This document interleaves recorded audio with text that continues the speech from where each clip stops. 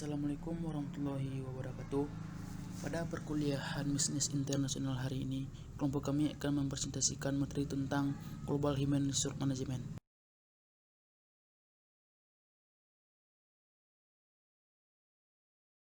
Sebelumnya, perkenalkan kami dari kelompok 5 yang beranggotakan Rina Padilka, Fania Mufti, Fubi Anata, Dirga Rizky, Anissa Aulia Taufik, Didi Saputra.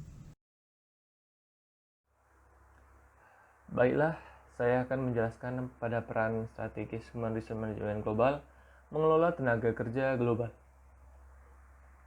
Sebuah badan penelitian akademis yang besar dan berkembang menunjukkan bahwa kesesuaian yang kuat antara praktik dan strategi sumber daya manusia diperlukan untuk profitabilitas yang tinggi. Agar perusahaan dapat mengungguli para pesaingnya di pasar global, ia harus memiliki orang yang tepat di posisi yang tepat. Di sini dapat kita ketahui pada profitabilitas sangat dibutuhkan di dalam sebuah perusahaan, dan itu mengaruhi nilai kinerja dari karyawan tersebut, baik itu dari tingginya profitabilitas yang akan diberikan dan maupun profitabilitas yang rendah yang akan diberikan. Dan di sini tidak hanya dalam profitabilitas, namun karyawan di dalamnya juga harus dilatih ataupun di training dengan tepat sehingga mereka memiliki perangkat keterampilan yang diperlukan untuk melakukan pekerjaan mereka secara efektif dan agar mereka berperilaku sesuai dengan budaya perusahaan yang diinginkan pada perusahaan tersebut. Paket kompensasi harus diciptakan dalam bentuk insentif bagi mereka untuk mengambil tindakan yang konsisten dengan strategi perusahaan. Dan sistem penilaian kinerja yang digunakan, perusahaan harus mengukur perilaku yang ingin didorong oleh perusahaan. Fungsi Human Resource Management adapun selain itu yaitu melalui kebijakan kepegawaian, pelatihan yang baru saja saya sampaikan, kompensasi, dan penilaian kinerja memiliki dampak kritis pada elemen orang, budaya, insentif, dan sistem kontrol dari arsitektur organisasi perusahaan. Singkatnya, manajemen sumber daya manusia yang unggul dapat menjadi sumber produktivitas tinggi dan keunggulan kompetitif yang berkelanjutan dalam ekonomi global.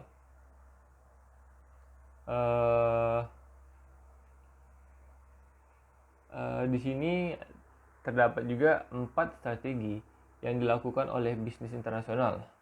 Adanya strategi lokalisasi, strategi standarisasi global, strategi transnasional, dan strategi internasional. Sebagai contoh, pada strategi transnasional menerapkan persyaratan yang berbeda untuk kepegawaian, pengembangan manajemen, dan praktik kompensasi dari strategi lokalisasi. Perusahaan yang mengejar strategi transnasional perlu membangun budaya perusahaan yang kuat dan jaringan yang manajemen formal untuk menyebarkan informasi dan pengetahuan dalam organisasi ini tersebut. Baiklah, selanjutnya kebijakan kepegawaian. Kebijakan kepegawaian berkaitan dengan pemilihan karyawan untuk pekerjaan tertentu pada satu tingkat. Ini melibatkan pemilihan individu yang memiliki keterampilan yang dibutuhkan untuk melakukan pekerjaan tertentu. Namun di tingkat lain, kebijakan kepegawaian dapat menjadi alat untuk mengembangkan dan mempromosikan budaya perusahaan yang diinginkan dari perusahaan tersebut. Yang saya maksud pada budaya perusahaan di sini adalah norma dan sistem nilai organisasi. Budaya perusahaan yang kuat dapat membantu perusahaan yang dalam menerapkan strateginya. Sebagai contoh yaitu pada General Electric, yaitu tidak hanya memedulikan dengan mempekerjakan orang yang memiliki keterampilan yang dibutuhkan untuk melakukan pekerjaan tertentu, namun dia menginginkan pekerjaan individu yang gaya berperilaku, keyakinan, dan sistem nilainya sejalan dengan General Electric ini.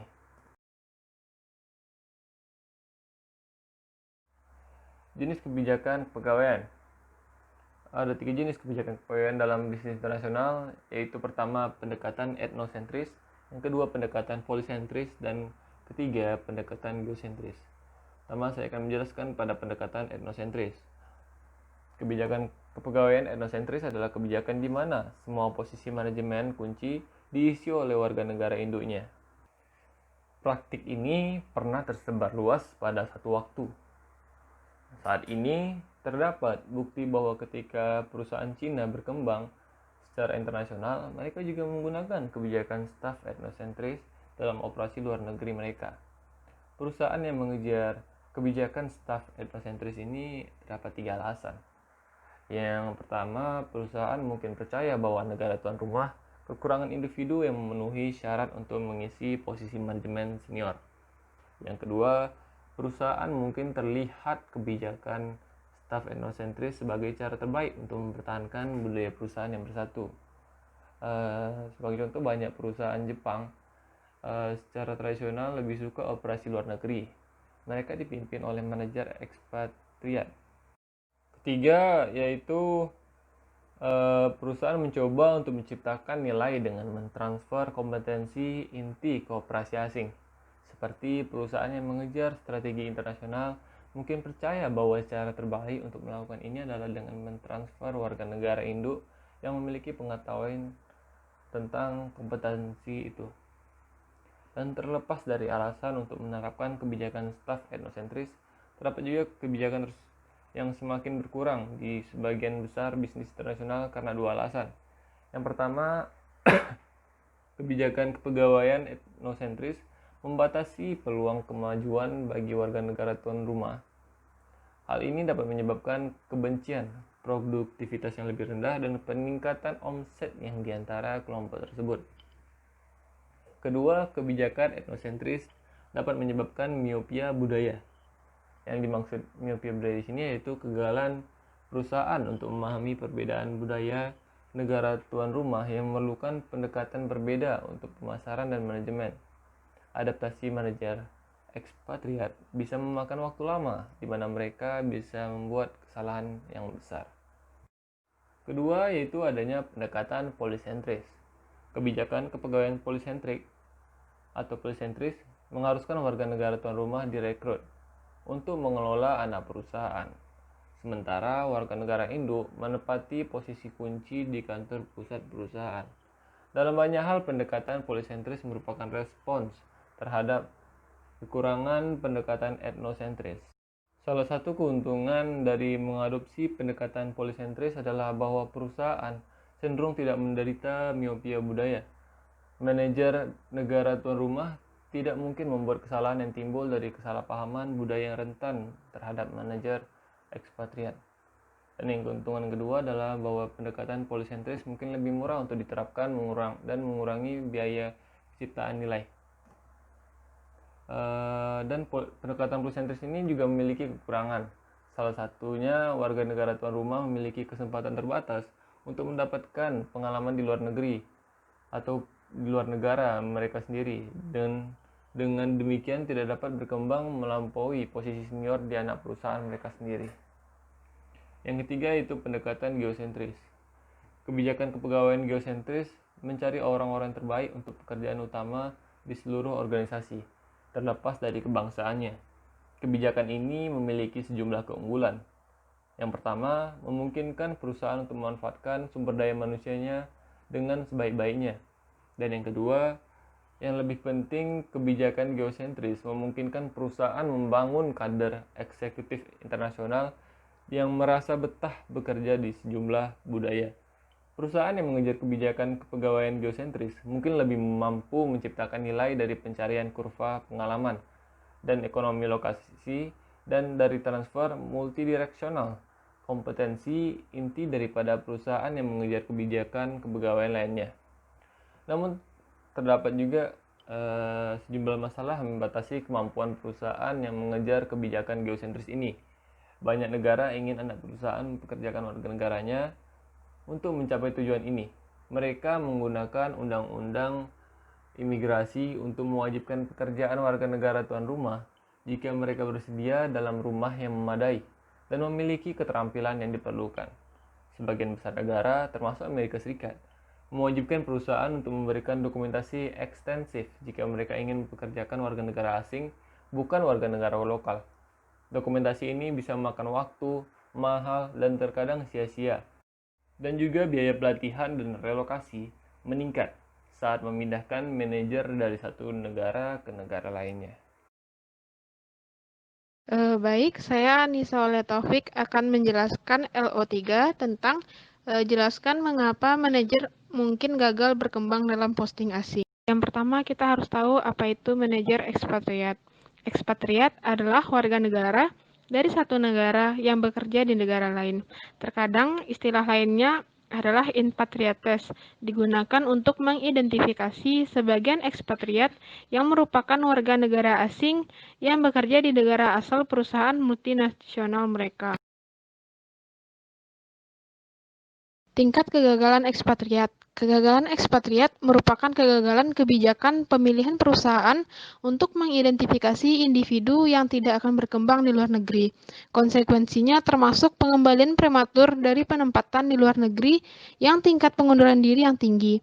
Dengan ekspatriat yang meninggalkan perusahaan mereka sekitar 2 kali lipat tingkat manajer domestik.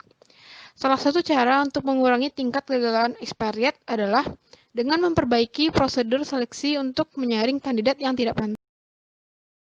Berikut ada 4 dimensi prediksi yang memungkinkan agar manajer tidak gagal dalam posting asing. Yang pertama ada orientasi diri. Orientasi diri ini, atribut dimensi ini memperkuat self harga diri, kepercayaan diri, dan kesejahteraan mental. Ekspatriat dengan harga diri, kepercayaan diri, dan mental yang tinggi lebih cenderung berhasil dalam posting asing. Yang kedua, orientasi orang lain. Atribut dimensi ini meningkatkan kemampuan ekspatriat untuk berinteraksi secara efektif dengan warga negara tuan rumah. Semakin efektif ekspatriat berinteraksi dengan warga negara tuan rumah, semakin besar kemungkinan dia untuk berhasil. Dua faktor tampaknya menjadi sangat penting di sini, yaitu pengembangan hubungan dan kesediaan untuk berkomunikasi. Yang ketiga ada kemampuan perseptual. Ini adalah kemampuan untuk memahami mengapa orang dari negara lain berperilaku seperti kita itu berkemampuan untuk berempati. Kesempatan ini tampaknya penting untuk mengelola warga negara tuan rumah. Manajer ekspatriat yang tidak memiliki kemampuan ini cenderung memperlakukan warga negara asing seolah-olah mereka adalah warga negara asal. Akibatnya, mereka mungkin mengalami masalah manajemen yang signifikan dan sangat frustasi. Yang keempat ada ketangguhan budaya. Dimensi ini mengacu pada hubungan antar negara tempat tugas dan seberapa baik ekspatriat menyesuaikan diri dengan postingan tertentu. Beberapa negara memiliki pengeksposan yang jauh lebih keras daripada yang lain, karena budaya mereka lebih asing dan tidak nyaman. Misalnya, banyak orang Amerika menganggap Inggris Raya sebagai penempatan yang asing yang relatif mudah dan untuk alasan yang bagus. Kedua budaya itu memiliki banyak kesamaan, tetapi banyak orang Amerika menganggap posting dan budaya non-barat seperti India, Asia Tenggara, dan Timur Tengah jauh lebih sulit. Alasannya banyak, termasuk perawatan kesehatan dan standar perumahan yang buruk, iklim yang tidak ramah, kurangnya hiburan barat, dan kesulitan bahasa. Selain itu, banyak budaya yang sangat didominasi laki-laki dan mungkin sangat sulit dipasang bagi manajer barat perempuan. Saya Fania Mufti akan menjelaskan LO keempat tentang mengenali bagaimana pengembangan manajemen dan program pelatihan dapat meningkatkan nilai sumber daya manusia di perusahaan bisnis internasional. Seleksi hanyalah langkah pertama dalam menyesuaikan manajer dengan pekerjaan. Langkah selanjutnya adalah melatih manajer untuk melakukan pekerjaan tertentu.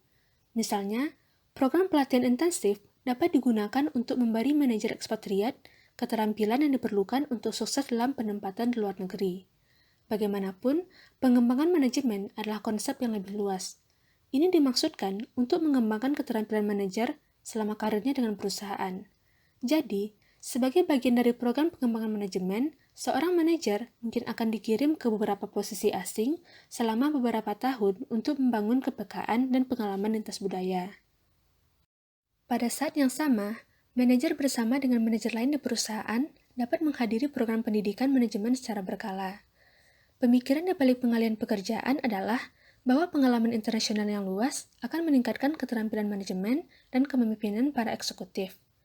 Akan tetapi, secara historis, kebanyakan bisnis internasional lebih mementingkan pelatihan daripada pengembangan manajemen. Mereka cenderung memfokuskan upaya pelatihan pada persiapan warga negara asal untuk bekerja ke negara asing. Namun, baru-baru ini pergeseran ke arah persaingan global yang lebih besar dan kebangkitan perusahaan transnasional telah mengubah hal ini.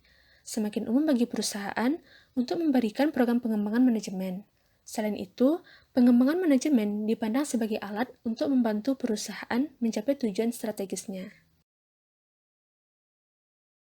Selanjutnya, hubungan antara pengembangan manajemen dan strategi dalam bisnis internasional.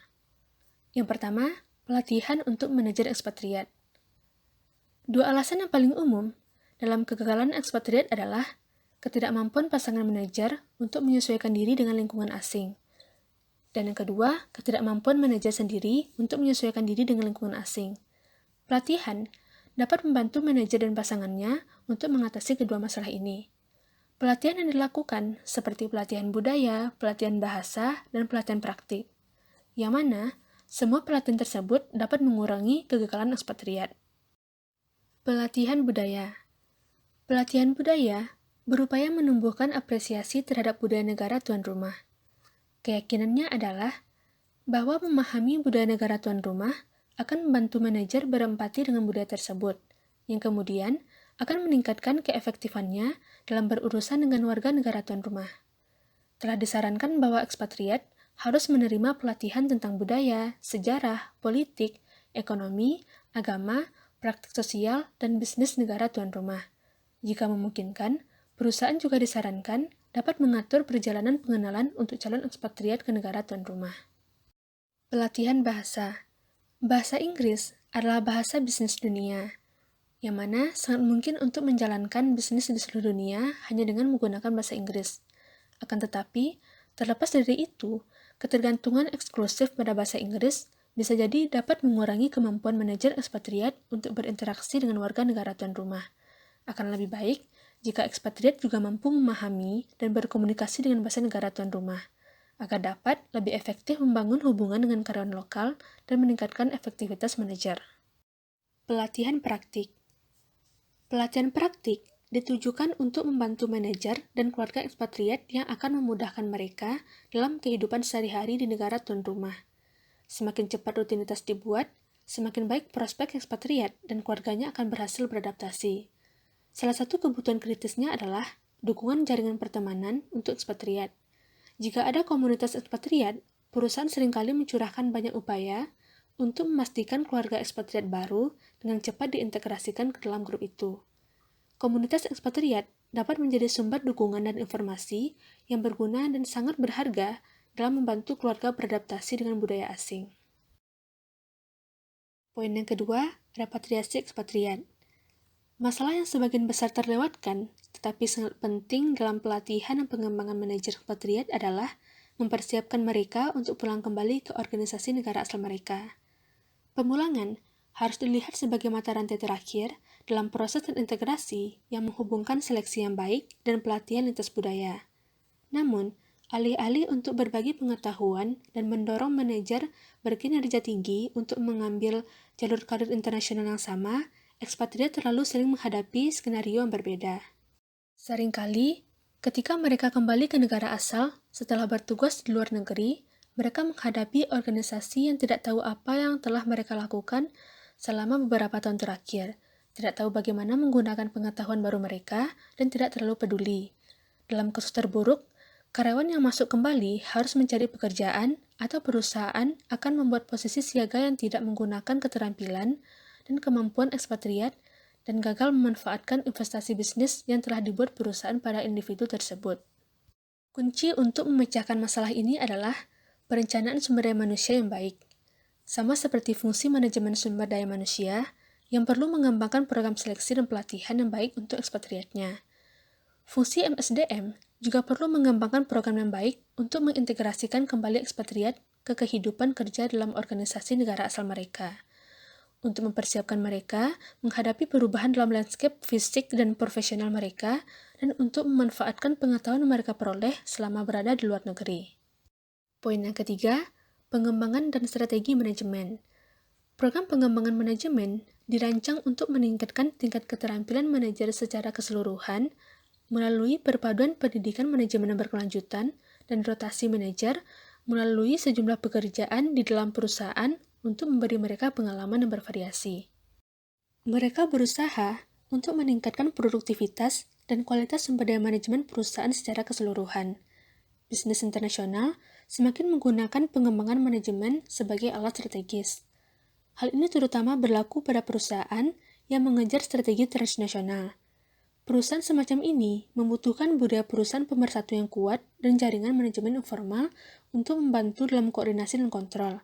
Selain itu, manajer perusahaan transnasional harus mampu mendeteksi tekanan untuk daya tangkap lokal, dan itu mengharuskan mereka untuk memahami budaya negara tuan rumah.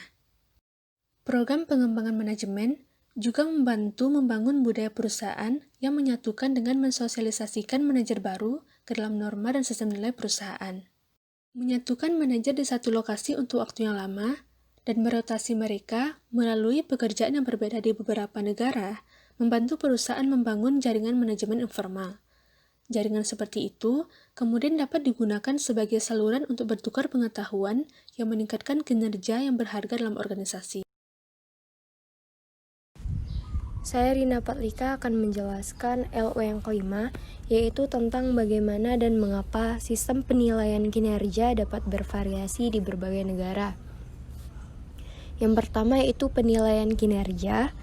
Sistem penilaian kinerja berguna untuk mengevaluasi kinerja manajer terhadap beberapa kriteria yang dianggap penting oleh perusahaan untuk mengimplementasikan strategi dan mencapai keunggulan yang kompetitif. Masalah yang sering terjadi di dalam bisnis internasional adalah bagaimana cara yang optimal untuk mengevaluasi kinerja manajer ekspatriat. Di sini saya akan menjelaskan masalah dan pedoman untuk kinerja manajer ekspatriat. Masalah penilaian kinerja. Dalam penilaian kinerja terdapat banyak bias yang membuat sulit untuk mengevaluasi kinerja manajer secara objektif. Ada beberapa kelompok yang menilai atau mengevaluasi kinerja manajer ekspatriat, yaitu yang pertama adalah negara tuan rumah, manajer asal, dan manajer kantor pusat. Untuk manajer tuan rumah, bisa terjadi bias karena adanya acuan dan harapan budaya terhadap negara mereka sendiri. Misalnya, Odoo dan Mendenhall melaporkan kasus manajer Amerika Serikat yang memperkenalkan pengambilan keputusan partisipatif saat bekerja di anak perusahaan India. Lalu manajer kemudian mendapat evaluasi yang negatif dari manajer negara tuan rumah karena di India, stratifikasi sosial yang kuat berarti manajer dipandang sebagai ahli yang tidak perlu meminta bantuan kepada bawahan. Para pegawai lokal memandang upaya manajer Amerika Serikat dalam manajemen partisipatif sebagai indikasi bahwa dia tidak kompeten dan tidak mengetahui pekerjaannya. Lalu yang kedua yaitu penilaian manajer asal. Mungkin terjadi bias karena jarak dan kurangnya pengalaman kerja di luar negeri. Lalu ada manajer kantor pusat. Itu seringkali tidak menyadari apa yang terjadi dalam operasi luar negeri karena cenderung mengandalkan data keras dalam mengevaluasi kinerja ekspatriat seperti produktivitas, probabilitas, dan pangsa pasar subunit tersebut. Lalu berikutnya adalah pedoman penilaian kinerja. Sebagian besar ekspatriat itu tampaknya percaya bahwa lebih banyak bobot yang harus diberikan kepada penilaian manajer di lokasi daripada penilaian manajer di luar lokasi. Karena manajer di lokasi itu lebih cenderung mengevaluasi variabel lunak yang merupakan aspek penting dari kinerja ekspatriat. Evaluasi ini sangat berlaku ketika manajer di lokasi memiliki kewarganegaraan yang sama dengan ekspatriat karena bias budaya dapat dikurangi. Baiklah, saya Fobi Mahendra Anata akan melanjutkan dari perspektif strategis. Poin pentingnya adalah setiap kali sistem kompensasi digunakan, itu harus memberi penghargaan kepada manajer untuk mengambil tindakan yang ada konsisten dengan strategi perusahaan. Selanjutnya, perbedaan nasional kompensasi. Perbedaan ada pada kompensasi eksekutif pada level yang sama di berbagai negara.